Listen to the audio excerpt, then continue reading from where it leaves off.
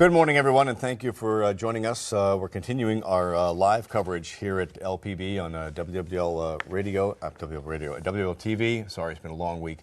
And, of course, on the World Wide Web on WWLTV.com. And we're going into, what is this, day 5 or so, and things are a bit better, but not very, anywhere. very far off from being good. Yes, there are still thousands still waiting. I understand, according to this latest copy that I've received, about 2,000 people are still waiting to be evacuated from the stadium, and that doesn't include the number waiting to be evacuated outside the arena and those on the high-rise waiting to be evacuated. So many people. And even at Causeway and Veterans, where they have that transfer station, they have a huge area there. I was watching some of the reports last night, and it does seem like the national media has finally gotten up to speed and finally gotten it. Instead of concentrating on what was a real problem, the looting, they are going into the humanity of this and the terrible torture that these thousands and thousands of people are going through. And many people are questioning why, saying it just didn't have to be like this.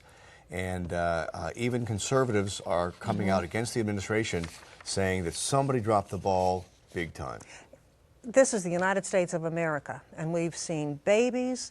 There were 2 miscarriages yesterday during the evacuation. We have had loss of life, people by the side of the road with... And we don't know how many people We have don't died. even know how many people are have going died. to die. And the fact of the matter is that we're losing people in the aftermath of the storm, not the storm itself. Things are better for the, and I'm not going to call them refugees, I'm going to call them evacuees, Americans, these individuals who survived, survivors is a better name, survivors. They survived a horrendous situation, that storm. They survived the aftermath in that dome and on the in high-rise hotels, in situations that most people would not even begin to imagine in a million years. And I hear from people all the time, they say, when I see those children, I say, that could be my child. What would I do if I were that mother holding that baby? And no matter how bad you're having it right now, if you're an evacuee, say in Baton Rouge or wherever, or staying at a friend's house, or sleeping in a truck or a car or a motor home or something, no matter how bad you think you have it, you are so lucky compared to what some of these evacuees have had to deal with, whether they're laying out in the hot sun, stuck in a second floor of a home flooded by water, or maybe in an attic somewhere, or in the Superdome, or in the convention center. When you see the squalor that some of these folks are being forced to live in, it is enough to make you cry. It is, and there are, for now, they are receiving food and water. For days they were not even receiving that. And we are also told that the survivors who arrived in the Houston Astrodome are receiving much of the care that they need. They're being cleaned up and fed and given the necessities, water and disposable diapers, as we look at scenes of New Orleans. They have a fully staffed medical clinic in Houston, a fleet of fire trucks and ambulances in place. They also have the Federal Emergency Management Agency who set up shop with the Social Security Administration, VA, the Post Office, all to get people back on their feet. Because as humane as the conditions are at the Astrodome, who among us would want to be stuck there for any length of time? That is, as families are separated and going in different directions, we hope that people will respond and allow the families to be able to move into communities and get their lives started again. And as grateful as a lot of people were that President Bush did come here yesterday and go to the Gulf Coast, as we watched another fire in New Orleans, many people were just outraged, possibly, by the upbeat attitude there seemed to be when he landed in Mobile and was congratulating everybody on a job that they were saying there was so well done. Then coming to New Orleans and at the airport saying that he has seen things that he just wanted to reassure people that what he has seen he will not forget. This can't be done in a day. The thing that struck me is, who could see this with any kind of a conscience at all and that not be ingrained in your memory for a lifetime? And to be so to see something that is so appalling in the United States of America, the richest country on the face of the earth, where we can do anything, but we can't rescue people where we knew in advance would be in this kind of a dire situation. And members of Congress, as you say, are seriously questioning that. And now we continue to hear that several states were willing to send troops to help, but they didn't get a go-ahead until days after the storm. The governor of New Mexico says he offered troops before Katrina hit, but didn't get the necessary paperwork from Washington until Thursday. And the head of the Michigan National Guard says he was ready to send in police units, but couldn't without a request. Nebraska Republican Senator Chuck Hagel says there will have to be some accountability for this in the end. How this country can have so many resources and yet it seems bureaucratic red tape. As I keep on going back to what Karen Carter said yesterday, state representative, just send in a bus with gas and move the people out and then worry about what to do with them next. I'll tell you what, sometimes I think I could accept bureaucratic red tape more than what appears to be the ineptness of someone somewhere that did not call for when there was when President Bush declared Mississippi and the Louisiana disaster areas days prior to the hurricane coming, why all that stuff wasn't mobilized and ready to roll, or at least close to New Orleans. We watched the power companies, Entergy and Cleco and those kind of companies, they'll go ahead and they have staging areas all around this city, or all around the area where they think is going to be safe. Why weren't water trucks staged around the area? Why weren't buses staged around the area? They knew a lot of people had not evacuated New Orleans. Remember, we had been reporting, and if we have the AP, I'm sure that the White House can get a copy of the AP, that out of the 1.4 million people in the New Orleans area, only 80% or maybe 85% had evacuated. That still leaves, what, a couple 100,000 people left? Yes, and as Stephanie Regal pointed out in her report yesterday, this is not a situation where people stayed because they just wanted to enjoy a hurricane party. This was a situation where many people stayed because they had no way out. They had no transportation. They have no transportation. If you visited New Orleans, you have seen how we rely on public transportation to get around. You've seen how adults will ride bicycles to get from place to place. There are many people who do not have, and we're looking at housing development there. And you know, a lot of people did stay out of stubbornness. Well, they did. A lot of people did. A lot of people did. I mean, you can't say that everybody did not have a way out, because everybody did. No, I'm sorry. I mean, a lot of people did. Let me correct myself. Many people had a way out, but chose not to. There are thousands and thousands and thousands, as Sally Ann mentioned, who really did not have a way out. They don't have a car. Public transportation was not running. They didn't have a way out. They didn't have friends or family to come and get them. There are many old people who were stuck in nursing homes. What could they do? They were stuck. And you had 400 Xavier students and faculty members who were stuck until yesterday.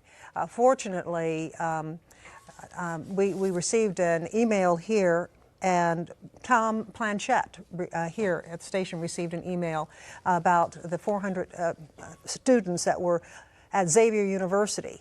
A professor emailed in desperation and said, we're still here, and we're running out of water and we're running out of food. We need help.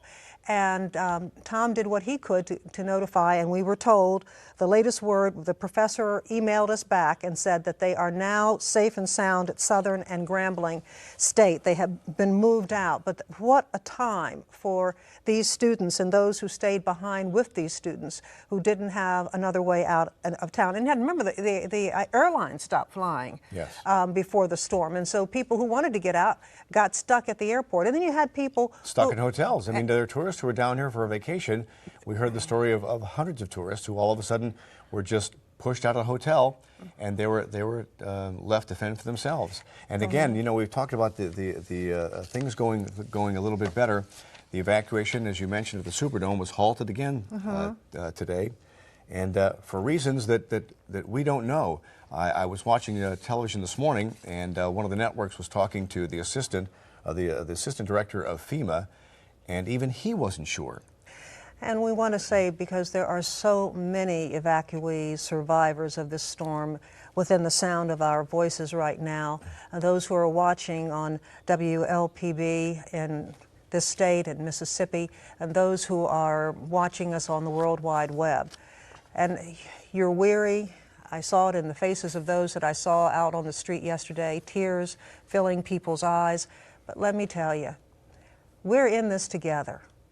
My pastor used to say that the church is more than its structure, it's its people. We're still a community because we're still here, and we make up this community. We're not buildings, we're not houses, we're not City Hall or parish government. We are the people of this region, and as long as we are here and have a pulse, we have our community. And you know, Sally, it is a community, and part of the community these days is the World Wide Web. And if you go to our website, if you're looking for people, there's a way to post that you're looking for someone, or you can go over a list we have of people that posted that yeah, I'm here, I'm alive, I'm okay. But the website and the World Wide Web has been a godsend in a disaster like this. And so, in fact, many people who have been watching us on the World Wide Web. I got email yesterday from Hong Kong, from Australia, from Germany, all over the country. And I heard from family and friends. And I want to say this, that I also want to hear from my children's friends because they're desperate for information. And I just made some new friends yesterday when I gave out my web address, and people and I'm going to share some of the email that I received because it was to me, but it was actually to all of the survivors of this storm and their words of encouragement. I'm going to share that with you throughout the morning. But if you are watching and you're a friend of mine, please email at sroberts@wwltv.com. All right, Sally, we're going to go over to the emergency offices here. Josh McKelvin is there here in Baton Rouge. Josh, what's happening? Well, Eric, I'm standing by live right now with State Attorney General Charles Fody, and earlier this morning he was addressing the situation involving the looters and the looters that were taken into custody. And Mr. Fody, thank you for being here, first of all, and good morning to you. Clearly, the criminal justice system had to make some amendments on how they were going to do things. Kind of break it down for us for the looters that are in custody now. How does the process go from here? The looters that are in custody now have basically been removed from the city of New Orleans. What we had was the criminal sheriff's office is underwater, and while he was evacuating his men and women, families, and taking care of that, Department of Public Safety and Corrections and the Attorney General's office saw the need for the state to help the city and its officials by starting a temporary booking and processing center. That processing center will not only be for looters, but for anybody that they arrest to break the law. It will be the reception center for whether the National Guard arrests you, the FBI arrests you, Secret Service arrests you, the New Orleans Police Department, State Police, the Sheriff Deputy. There they will be processed. After some period of processing time, they will be taken probably to Hunt Correctional Institute, where they will finish the processing. We've also contacted Chief Justice Kimball of the Louisiana Supreme Court, and they met with Eddie Jordan and a number of the judges for Criminal District Court, Municipal Court, and then we will restart the court system. So in that process, we have a number of things that have to happen. One is people arrested since the hurricane have to be formally brought and charges fall again. Two, the people that had been arrested before the hurricane that had not been arraigned have to start that. When they took the almost 7,000 or 8,000 people out of Jefferson Parish, Orleans, and St. Bernard, they are scattered around the state. We have to send our people in to pick up the computers to reestablish the computer tracking system that the sheriff had.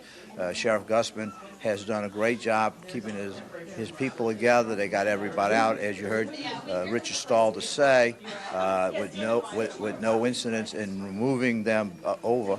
And so this is a way to put the people in New Orleans who are still there and who have left there to how to evacuate, that New Orleans is starting to come back. Right, we're going now to Josh, who's over at the Emergency Operations Center here in Baton Rouge. Josh McKelvin, what do you have? Well, right now, Eric, they are in progress with the update from federal agency. Undersecretary Mike Brown. Let's join that in progress. Many of them continue to suffer, and I can assure you that we are working tirelessly to do everything we can for every single individual.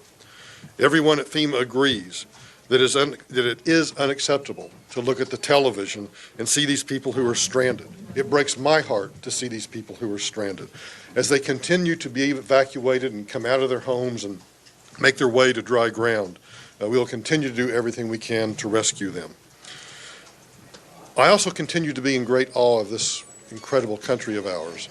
The outpouring of support, the outpouring of offers to help, the outpouring of just cash that they're giving to the Salvation and the American Red Cross is unbelievable, and I appreciate that. Before I go into the briefing also, I want to say a very personal thanks to President Bush. As many of you know, he was just giving a briefing from the Rose Garden, and the President announced the addition of the 82nd Airborne and other troops that are coming in to help myself and General Honore. General Honore and I have a great working relationship. He and I are in constant telephone contact or BlackBerry contact about what's going on, and I have to say that we have an incredible working relationship. I appreciate everything that he's doing. We will continue to work closely with him so that he can help us fulfill our mission. Since I last spoke to you, we have made dramatic progress. Right now, there are 13,000 National Guard troops on the ground. As you heard from the President, additional infantry forces are on the way, and those will be here as quickly as possible. Yesterday, nearly 4,000 people were airlifted out of the city. They were airlifted out almost faster than we could find places to take them. 95% of the traffic that's been going through the Superdome has now been evacuated, and that has been cleared out. I want to warn you, though, there are still people who will present themselves and come to the Superdome, and we will continue that evacuation. So while we have 90% of that traffic out there, we continue to find people that present themselves as they come out of their homes, and they may make their way to the Superdome, and we will continue to evacuate them there. I spoke to General Honore late last night, and I will tell you that at 5:30 this morning, the troops moved in, the evacuation of the convention center started, and that situation is under control. Collectively, all first responders have now saved more than 7,500 lives that we know of. We're sure there are other lives that have been saved that we don't know because there are spontaneous evacuations occurring. There are spontaneous rescues occurring where someone who has a boat or just happens to make it to dry ground, and the Red Cross, a Red Cross truck or a Salvation Army truck or a bus driver may find those and get them to safety. So, but we do know officially of at least 7,500 lives that have been rescued and saved. This is the scene at Causeway and I-10, a live picture, and look at this debris. It just... Now, maybe in the back you can tell us, is this just from all of those refugees that were there, or is part of this flood related? I'm not sure. Yeah, it's unclear. I know, because yesterday we did see refugees stacked along up there, and they had been there for days, so couple days. Good news to see them out. You know, Yeah. we don't see any people, but... And I do recall it being quite a mess and hearing sort of about the situation and all the debris and also human waste because those people had been there for days. And Jonathan was talking about when the choppers came and went, you know, the wind from the blades would blow up all of this, all these papers, all this debris and all this stench, really. Right. And you could see it every now and then when the choppers landed or took off. It's kind of, it's amazing to see how quiet it is now suddenly, in just a matter of suddenly it's very quiet day. there. Hardly anyone there. Yeah, but so I mean that's choppers been a landing. tremendous change. I guess a tremendous success in getting all those people out. And those are some of the choppers that have been doing the work, moving the people out. And it does seem so surreal. I mean, this is just like a few blocks away from my home, and it just seems so amazing to see all of this happening. And it's still so hard for, I think, all of us to believe unless you see it with your own eyes. Yeah, the reality of all this is still sinking in. It'll probably be weeks before we fully recognize, fully comprehend what's happened here. And I think perhaps for a lot of people who have stayed, you know, who have not been in the city, so many people who evacuated beforehand, when they do finally go back, it will perhaps sink in even more. And, you know, psychologists are saying that, that there will be more cases of possibly depression and domestic violence or issues within families alcoholism, because of that. Drug abuse and all kinds of things. Yeah, the reality of what really happened. And when they finally do get the chance to go back home and see this for their own eyes, not just see it on television, you know, it will perhaps sink in even more. And I don't know exactly why, whether that chopper is taking people off or whether they're bringing more people, because we do see that school bus that's been sitting there, Right. and we haven't seen really any people there being rescued. Aaron Broussard in Jefferson Parish was on the radio this morning saying that evacuees can come back on Monday, and he had a whole list of things they should bring and things they should do, bringing claw hammers, bringing disposable cameras, to rip out carpets and that kind of thing. We hope to get Aaron Broussard on the air here a bit later on so he can tell us in detail about those plans and what people should be prepared to do. Yeah, because you know that people are eager to get back to their homes, but there has to be somewhat of an organized effort. So we'll try to get those questions answered for you. These are live pictures of school buses going down in downtown New Orleans, assuming they're going to the convention center. The convention center where the most evacuees are assembled right now, waiting to move out. A place that was troubled with violence for a while this week, but I understand that that's under control now. The police and the troops have retaken, have gotten that place under control. President Bush, as you know, toured the metro area yesterday and toured the Gulf Coast yesterday. And he says, where our response is not working, we will make it right. Where it is not working, we will duplicate it. We will not rest until we get this right. We've all been humbled by the power of Mother Nature. He said 7,000 more forces from the Air Force are being sent to New Orleans. He says he signed that $10.5 billion aid package, and it's only a down payment on relief. And hour by hour, the situation on the ground is improving, yet the enormity of the task requires many more resources. The magnitude of responding to a crisis in an area the size of Great Britain has caused a problem in bringing relief, especially to the city of New Orleans, President Bush says, and he says that is unacceptable. And in fact, we can go now. We want to show you some more video of President Bush. But first, let's talk specifically about what's going on here. We have a live picture here of Saks Fifth Avenue on Canal Street, and apparently we have a fire working. Firefighters trying to put out a fire. Yeah, you do see firefighters there working, which seems amazing in the midst of everything else that's going on in the city. We've seen so many fires throughout the city, and fire crews just unable to get to them. At this point, we don't see any flames, but we do see smoke pouring out of one side of one corner of Saks Fifth Avenue, which we all know as a high-end department store. Obviously, we have no idea how this fire began. There are two ways that they've been starting since Hurricane Katrina hit. And one is that the hurricane caused flooding and trees to uproot, and they ripped up gas lines, and so gas lines were broken, and gas was escaping, and whenever that gas is ignited, is sparked, it sets off a fire, of course, and in other cases, looters have set some fires, so we're not sure. Obviously what happened here, but those are probably two of the possibilities. But I am joined now by New Orleans City Councilman Oliver Thomas, and Mr. Thomas, you came in here obviously very agitated. What's going on? I'm more than agitated. I was up till 5 o'clock this morning with a group of 200 women, children, and men, some who were engineers, welders, teachers, one lady administrator at the courts, and they couldn't stay here. Where are you? What? They wouldn't even tell them where they were going. Is this in Baton Rouge? Yes. They wouldn't even tell them where they were going. They say we're going to send y'all, about 200 of them. They say we're going to send y'all to Lafayette, get on the train or the bus that meets you there. You just ain't staying in Louisiana. Why is this happening? Why is this happening? Well, because they're afraid of them. How The do you people mean? in the state are afraid of them. Well, those black people from New Orleans, they're criminals. They loot. They sell drugs. They have gangs. And you know what these people did? They didn't even raise their voice. One of the ladies said, if we were lucky, we would have died. Because they can't even take them in their own state. Mr. Thomas, They went to 3 places, and they say, don't get off the bus. Where are they now? Nobody knows. They wouldn't tell them where they were going. All they said is, you're not staying in Louisiana. They were emphatic about that. Are you talking to the governor? They know already. Were the shelters full? No, they weren't full. But so what? So what when they were full? During Betsy, our shelters were full. We didn't stop people from coming in. Well, wait. What is this full? What does this full thing have to do with saving a life? What does full have to do with saving a life?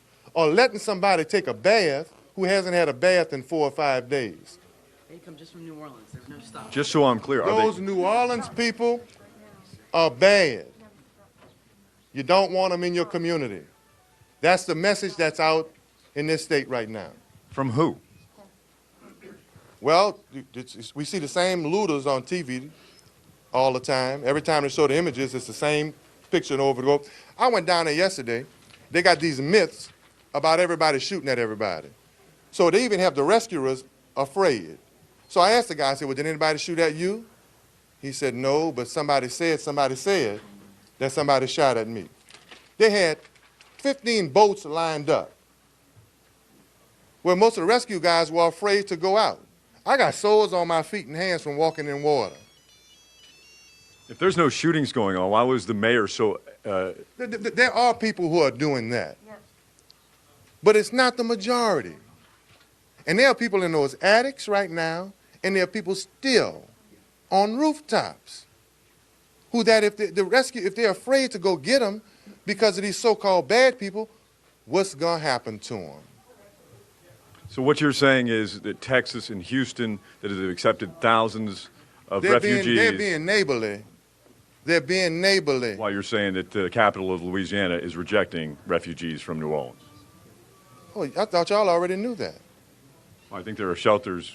Shelters are full. They have gymnasiums. We haven't heard, sir. They have other government buildings all over this state. Why do we have to send our people to Utah? Why do we have to send our people to Georgia? Look, I drive up now Louisiana. There's space all over the place. I watched the United States Army set up a temporary facility bigger than a hotel with generators to run it in the middle of a desert. How do you think the governor has handled things? How do you think the governor has handled things? I think the governor has done the best that she could, but she needs to tell our neighbors in this state that everybody out of New Orleans is not a thug. They're not going to rob you. We were at the Centroplex. Remember the other day when they said about the riot at the Centroplex? I was there. Guess what? It never happened. And all through Baton Rouge, somebody spread a rumor that there was a riot. They sent a SWAT team over there. 2 people raised their voice at each other. It never happened. They have a rumor of one of my friends about somebody stealing the air conditioner. So his son called him and said, man, I'm going to get a gun because somebody from New Orleans stealing the air conditioner. He sat him down and he said, son, you mean to tell me somebody from New Orleans is going to come steal your air conditioner, put it on his back, and carry it around with nowhere to plug it in? He sat his son down and said, how absurd does that sound? So you're saying that the rumors right now are creating a fear among people... Those bad New Orleans people. The people in Jefferson Parish and Gretna have already said, we don't want them coming here. Well, the video is pretty clear. You do see a lot of looting taking place. Yeah, but guess what? I saw some looting in Jefferson Parish when I was giving out water to white families in Jefferson Parish, when I was making my way back. I talked to the president of St. Tammany Parish. Guess what he says going on? Looting. Guess what some people are going to do when they're without food and water for 5 and 6 days? What would you do for your child? What would you do for your daughter or your son? You're going to break the glass and go get some water and food. All of you all would. Everybody down there is not a looter. They got some bad people in New Orleans. Everybody knows we have a crime problem. But we got some hard-working people that are looking for some shelter. Not in Russia, not in China, not in Nevada, in their state. Well, who do you blame for this problem? I'm begging all of the powers that be to send out an edict or send out a message not to turn our people away, and to tell the world that New Orleans people are not all hoodlums and thugs. They got a lot of good people in New Orleans. All right, that was New Orleans City Councilman Oliver Thomas, New Orleans City Council President, obviously very agitated at what he calls rejection by people here in Baton Rouge. We have not seen the shelters or heard the reasoning behind his statements, but he is saying that several people have been turned away from shelters here in Baton Rouge. And this is coming just moments away from Governor Blanco's press conference, which was scheduled for noon today. It is now coming up on 1 o'clock. Clearly, there are a lot of changes in schedules as this goes on, but I would think that Councilman Thomas is here to probably address his concerns with the governor, and from the way it sounded, pretty much anybody who will listen to him. Of course, we are going to be here, and we'll bring you the governor as soon as she comes out. Jennifer, Dennis? It's worth emphasizing, too, that I mean, it's absolutely true with what Oliver Thomas says. I mean, few people are committing Right. this criminal looting, this lawlessness. And the people who are looting for food and water, we've been saying over and over, you know, that's understandable, right? right? And it is not the majority And, that and are most are people looting. are decent. I mean, the overwhelming People in New Orleans. Yes, exactly. But I think the distinction that we have to make, or at least I have to make as a journalist, is that the reason why these people were turned away. I don't know where this bus went to. Or where who was saying you're turned away, where that Exactly. information was coming from. We have to look into that a little bit more. Exactly, and I'll certainly try to do that. And we're happy now to be joined by Tom Delaney. He's the Majority Leader of the House, who is also from Houston. Yes. It is great to have you here. And of course, Bobby Jindal, you've been with us throughout the duration. We're glad to have both of you here. And as you were, I'm sorry, Delay. I'm sorry, That's I said all right. Delay, Tom Delay. But you were telling us that there was a lot going on that we're not even aware of. Yeah, well, we estimate we have over 200,000 people from Louisiana in Houston right now, not just at the Astrodome and the Brown Convention Center and other major locations, but a lot of our people are showing up at our churches, and the churches are taking them in and feeding them, and have been feeding them for days, and bringing services to them. We're also getting FEMA people on the ground so that people can start planning what their next move is, what they can expect tomorrow, next week, next month, and how they can do their planning for their families. Why don't you both kind of run through, Mr. Jindal and then Mr. Delay, kind of what you did today, where you were today, to give us an idea of what you saw and kind of update you on what Sure. things are. Well, I'll start off. You know, I spent all day at different shelters, especially the River Center. I spent a lot of time at the office, the OEP, the headquarters, seeing what was happening back in the district. Spent yesterday in New Orleans and seeing what was happening firsthand in my district, see how people are doing there. I'm certainly happy to see some of the progress on the ground. I want to say I'm grateful to have the leader here, at least for three different reasons. One is we've already talked about, a lot of our families, a lot of our citizens are taking shelter in Texas. Very grateful to the people of Texas for being such great neighbors, opening their hearts, opening their doors, opening their wallets. So his presence here allows us not only to thank them, but to find out how our families are doing over there.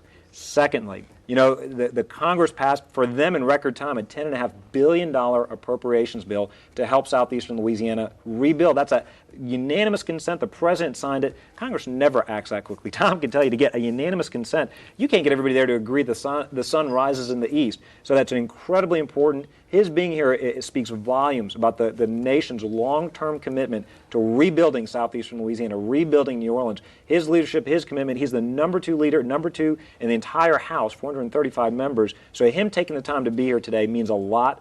Third, you know, we had a meeting today with FEMA officials, with the governor, with National Guard, with everybody. I'm so glad to see some of the progress on the ground. I'm still frustrated, still very frustrated that we're not throwing the rule books out and we're not just saying get it done. Guys, stop asking for permission, just ask for forgiveness. Go out there and save lives. We literally were in the middle of a discussion where there was an argument about the best way to get food to people, and I was so grateful to hear Tom tell them, look, just do it. We'll give you approval. You don't have to worry about what rules you break, whose turf is on. This is not about taking credit, and so it is very good to have somebody with his authority telling the people on the ground, just get it done. I don't care who's, we need somebody in charge. It shouldn't be these fights between state and federal, one agency or another. So for those reasons, I think it's great to have him here. Now, I don't mean to go on and on. I'll let him talk to you about his day and what he has seen, but just seeing him put that kind of pressure on the bureaucrats, on the bureaucracy to say, Feed the people. Don't worry about who gets credit, just feed them. In driving over here, I saw a beautiful pickup with a bumper sticker on the back, "Get her done," and it says everything. And that's what we're talking about. I'm here because this is where all the decisions are being made, not just for Louisiana, but for Texas and Alabama and Mississippi, and now Arkansas is taking people, Georgia's taking people, and we're very interested in breaking down any of the walls that may be bureaucratic walls that maybe have been built. We want to break them down, as Bobby says, and get her done. Right. What have you seen of our devastation?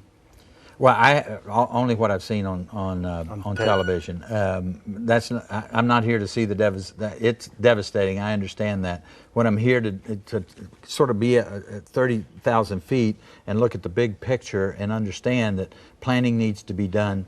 We need to give people hope as to what their future is. I mean, they've lost everything. They've lost their homes, their loved ones. They've lost hope, and we've got to let them know that we're going to be there. Bill Capo spent the day in Jefferson Parish, an area on the mend in some places, the West Bank and the East Bank, and he takes a look at where that parish stands as it continues to get over Hurricane Katrina. 5 days after Katrina in Jefferson Parish, exhaustion is common, stress overwhelming, and tempers frayed, especially for an Orleans Parish emergency medical technician who says he's been shot at repeatedly. People that stayed here are defending their homes. They're scared to death. Helicopters are being shot at. I think it's over. I think the worst is over, but 5, 6 days of this is enough. It's enough. I'm a grown man, and I've seen a lot of action, and I can't take it no more. But parish leaders say the looting, shooting, and lawlessness is now coming under control. We have reports of sporadic gunfire. I don't know that any deputies have been shot at. I think there may be 1 or 2 instances. We shot a burglar 2 or 3 days ago. We arrested 3. Sheriff Lee says after an initial mix-up at the state level, deputies from other states like Georgia are arriving to help his force. These people are desperate, and we can't have these desperate people roaming our neighborhoods. We have a duty to protect our neighborhoods. Emergency manager Walter Maestri says there is so much to do, but the cleanup is beginning in Jefferson. We have cleared all of the major streets and roadways and highways. Of fallen trees. That's correct. And you know, by clean, I mean we've pushed the debris out of the way so that the roads are now passable. We can get into neighborhoods. We can get into areas of the parish. What about the water system? The water system is functional. The water system is, you know, we still have some breaks, but it is pressurized, and you turn on your tap and water flows. But the sewage system? That's a problem because we don't have electricity, and the sewage system is based on lift stations in series. However, a boil order is in effect. Janice Kraft and 16 family members couldn't evacuate and now are sharing a powerless house living in primitive conditions. It been like hell. That's how it been. It been like hell back here. And I don't think it was right for us being taxpayers out here working and being treated the way we was treated. We treated like we did not belong in the United States, because that's the way I feel. But the Good Samaritans are arriving. Homa Helps Jefferson is the name of this project, where Homa residents served gumbo, water, and clothing on the West Bank. At Sam's Club on Airline Highway, ice, water, and food help ease post-storm misery. Parts of Airline and Old Metairie remain flooded from water seeping in from New Orleans. Jefferson officials say they're using dams to stop the flow. Starting on Monday, Jefferson Parish residents who can provide proof that they live in this parish will be allowed to return to their homes. But parish officials warn that conditions here are still far from perfect, so they're asking those who return to check out their homes, get the essentials that they need, and then leave once again. This is not a nice place to be right now. We really do look like a primitive country at the present time. There are no food stores open. There are no fast food outlets open. There are very, very few hardware and building supply stores that are open. So, you know, we just don't have the resources to support a 500,000 population. But Sheriff Lee hopes people will not try to return yet, fearing a chaotic situation. When these people come back, they're going to hamper our cleanup efforts. They're going to be that many more people we're going to have to be looking at. We have very few people we're looking at right now, and we can control the situation. Some places like the Wall Discount Mart in Gretna are reopening, but cash only. In the long run, parish leaders will allow residents to return without identification beginning on Thursday and hope to start letting residents move back in soon. And if we're able to continue the work at the pace that we're working, we think by the end of next week, around Thursday, we're hoping, that's what we're praying for, we'll be able to say, okay, about 30 to 40% of our population can return. We're working in certain neighborhoods right now, those that are most accessible, those that we think we can get electric power to and so forth, and they need to stay tuned to Channel 4. We'll be working with you to announce when and which neighborhoods will be fully accessible. But a new tragedy at the Jefferson Animal Shelter as workers rescued 150 animals who evacuees were forced to abandon at the staging area at I-10 and Causeway. And the rescue workers are seeking assistance from national animal rescue groups. There are thousands, maybe tens of thousands people out there, evacuees, and many, hundreds and hundreds, if not 1,000, have animals with them. Last night, we were up all night until dawn this morning. We got as many as we could, which was well over 100, so that those people could be evacuated further west, north, wherever they're going to go. Because they're not letting them take the pets with them. Because at this point, they're not letting them take the pets any farther. So what we need is simple to say, but it's very difficult to do. We need the national organizations that we've been trying to contact, and our communication systems are pretty much shot. We need the national organizations such as the Best Friends Animal Society in Utah, which is coordinating the relief effort for our animals on the North Shore.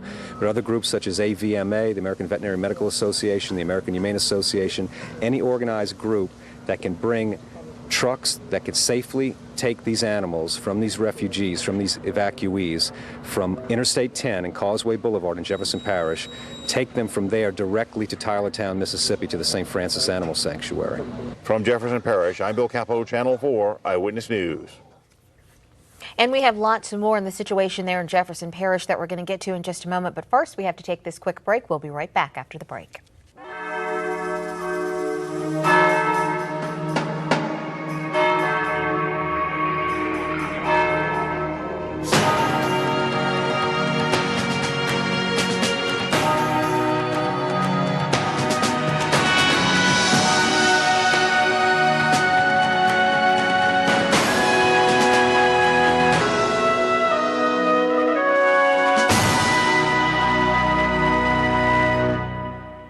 Welcome back to our coverage of the disaster that is Katrina, the storm that moved in on Monday morning, August 29th.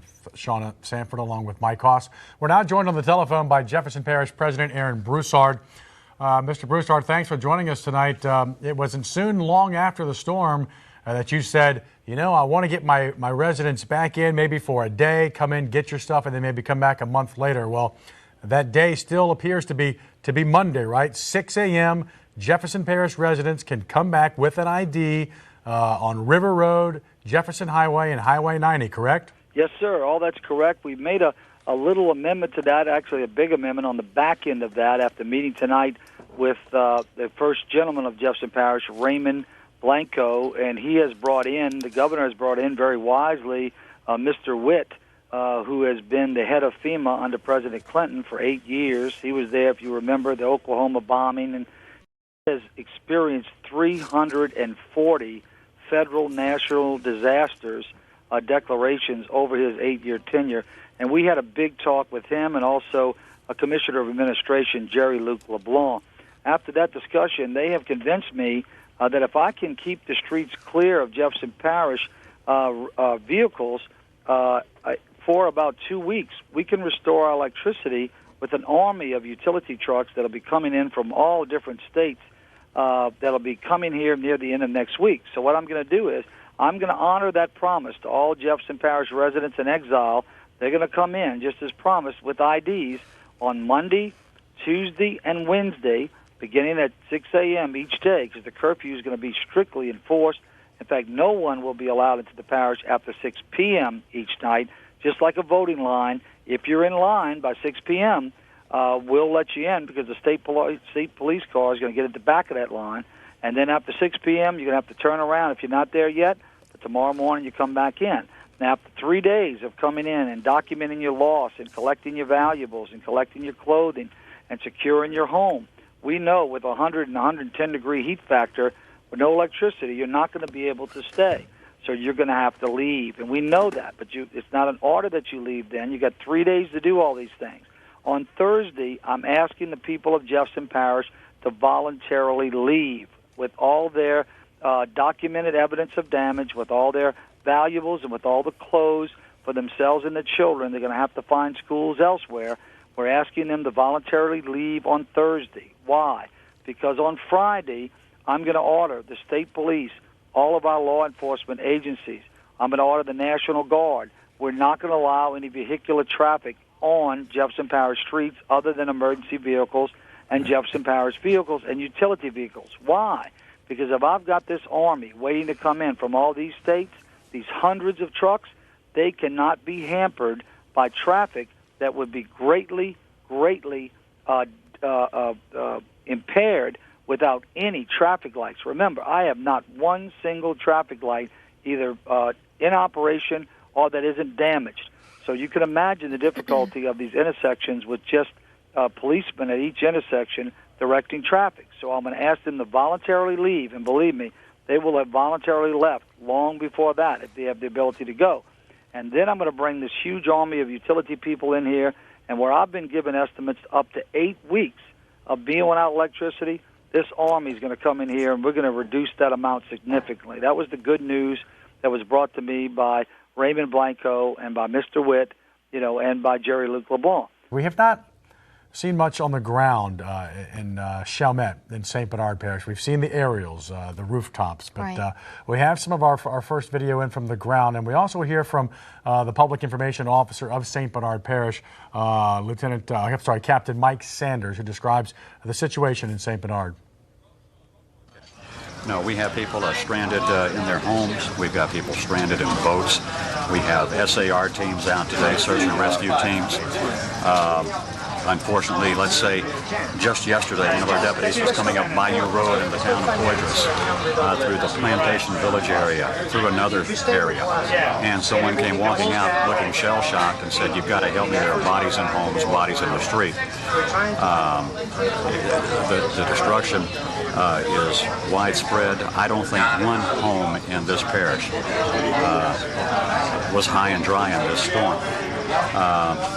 We've had towns where the shrimpers and the oystermen and the fishermen have done such a great job of feeding this nation. They're not there anymore. We think most of those people got out because they're very keen about Mother Nature and everything. But there could have been 2 or 3 families who did not. We're looking right now. We've got situations where in some subdivisions we've got 15 to 20 feet of water. In other subdivisions we've got houses that were literally blown off of their foundations. I don't think one family in this parish will go untouched.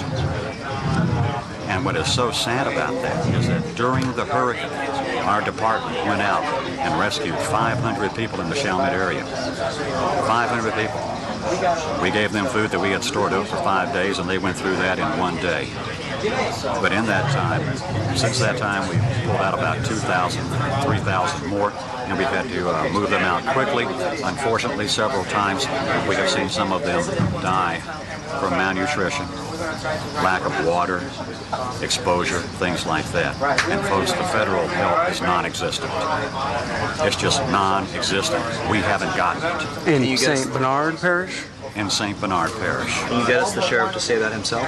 If I can track the sheriff down, I'd be more than happy to, and he's probably more eloquent than I am. I'm a former anchor man, so I temper my words. I try to be as honest with you as possible, and the sheriff can really put it to you in the way that you'll remember. Captain Sanders, how big is the sheriff's department in St. Bernard? We have about The words of Captain Mike Sanders, Public Information Officer with the St. Bernard Parish Sheriff's Office, and more of what we've heard before, and that is that there's not enough federal relief being seen right now in some of our parishes, and I'm certain we have not heard the last of that. Oh, absolutely not. You know, we've talked a great deal about just the number of people who have moved here into the Baton Rouge area, and you know, we've mentioned that some of those people are going to stay here. They're not going to return. Finally, tonight we had some crews in downtown New Orleans today. Jonathan Betts was one of them as he was around the convention center and the Superdome, and also following some fire crews as they were continuing to battle some blazes in downtown New Orleans. After days of waiting, the last New Orleans left their city today. It was a big relief off my heart. What they leave behind is pure misery that shakes even hardened soldiers. Hellish, and that's an understatement. And at the end of the lines were people like this. I've been here for days, yeah. Two strangers alone, brought together in disaster. I will not leave here until this woman is on a bus somewhere gone. Who is she? Don't know. Got no idea, but I ain't gonna leave here to die. She has no idea how long she's been here, or really even what's going on. She's so disoriented, she refuses to eat. Baby, I cannot eat. I'm not going to eat, I'll tell you right now. No. And please, none of the officials, anybody, will help me get her to the bus. She won't let me take her. I'm trying to feed her. So they sit together and wait for help to come. Today, the National Guard got the buses they needed to empty the Superdome and the Convention Center. It was amazing. I mean, in a couple of hours, we had probably the population in this area diminished by anywhere from a half to maybe 2/3, and you can see it's practically empty now. At the Superdome, about 1,000 people sat outside, camped in trash and human waste up to a foot deep, waiting for the last bus rides out of the city. How we living? Like animals. Inside, the stadium is filled with so much death and disease, soldiers must wear masks. Chantel Kelly has sat here for 3 days with her young son. I just have to just be patient. I just have to be patient and just continue praying to God that He'll send all us through out of this. A short time later, her prayers were answered. Finally, I think we just keep giving thanks to God and to everybody that helped us. The mess that was left behind gives you a good idea of what the scene was like these last couple of days when thousands of people packed this area. They got so desperate for supplies, they broke into the hotel, stealing mattresses from the hotel rooms, food from the kitchen, and even alcohol from the bars. The only thing left seems to be these two. Come on. Gotta eat, girl. But I'm not going to eat no chicken. It's not chicken. After 2 days of this, he's had enough and pleads with the soldiers.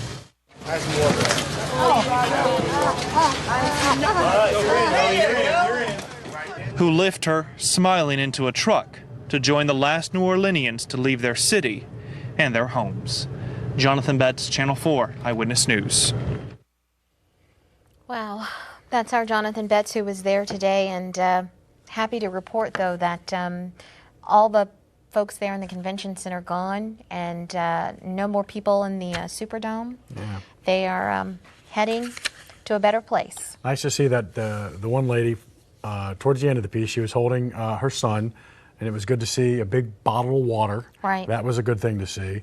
Then her words, she said, you know, you have to be patient. You have to be patient. And then the words, as she got on the bus, she wanted to thank everybody for making this happen. And so it's been a trying time for a lot of people, but hopefully they're on to some safety, some food, some water, and better times ahead. Absolutely. This concludes our coverage for this day, Saturday, and but we've got a lot more to do on this story. We will not leave you. We've been here from the very beginning, and we will stick it through till the very end.